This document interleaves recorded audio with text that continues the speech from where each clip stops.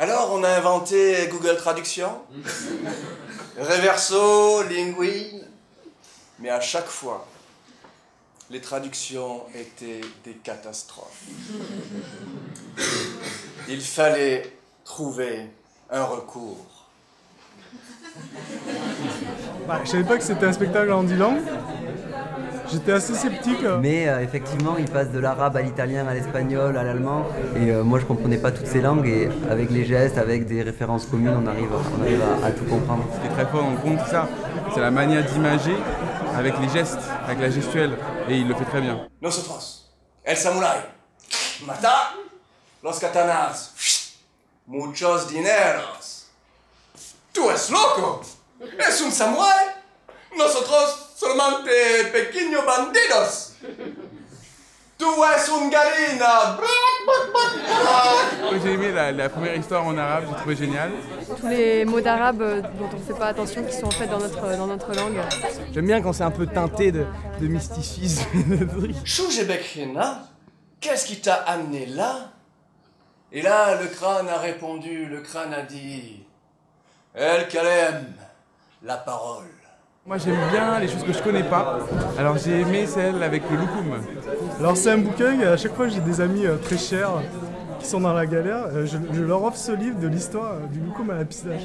Et quand je l'ai vu là dans le spectacle, j'ai halluciné. J'ai trouvé ça très bien vu, très actuel et tout le monde devrait un peu en prendre de la graine, quoi. Et cette envie loukoum à la pistache, elle a grandi. Et tout dans la petite cellule lui faisait penser au loukoum à la pistache. C'est très ludique, quoi. Va s'appuyer sur les vieilles histoires et de les remettre à sa sauce. Voilà, genre le personnage du loup. Moi je suis professeur d'anglais et c'est superbe. Je trouve que tout le monde devrait le voir. Le Big Bad Wolf. Come on baby, I'm the Big Bad Wolf. You know what I mean, baby. Peut-être pas une histoire, mais la manière que le conteur avait justement de s'accrocher à des histoires bien connues en les transformant un petit peu pour faire passer une langue. J'avais jamais entendu de portugais de ma vie et j'ai réussi à comprendre, je trouvais ça chouette. Conheces Brasil? Si? Futebol, samba, carnaval et favelas. C'était trop chouette, on comprenait tout ce qu'il disait, même en allemand. Pourtant je comprends que dalle à l'allemand. Et là ça allait, on comprenait, c'était trop chouette. Guten Tag, meine Damen und Herren. Guten Tag und Herren, meine Geschichte. Là vous dites que vous êtes dans le pétrin, non?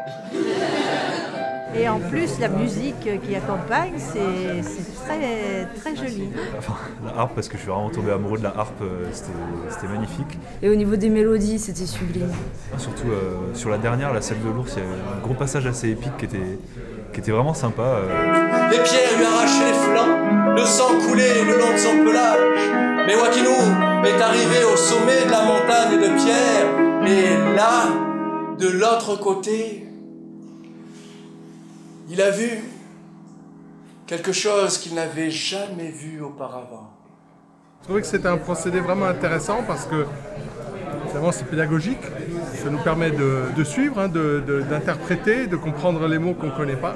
Pour quelqu'un qui ne connaît pas les contes, je trouve que c'est un très bon moyen de les découvrir. Nous-mêmes, on parle différentes langues, mais pas autant en tout cas, donc vraiment c'était assez impressionnant, non?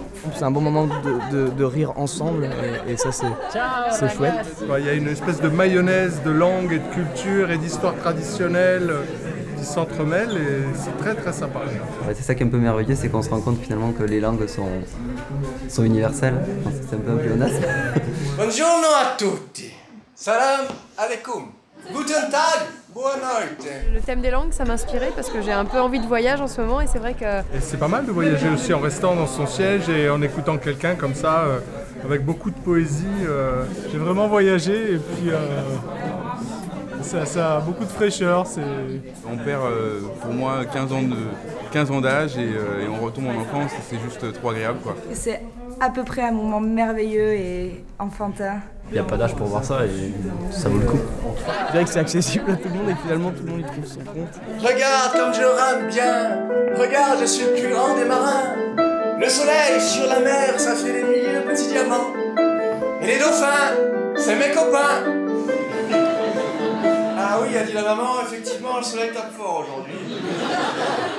C'est du talent quoi, de garder un public attentif en utilisant des choses un peu classiques, tu vois, la répétition des procédés de compte habituels, et je trouve qu'il est assez bon là-dedans, j'ai vachement aimé. Grazie, grazie mille.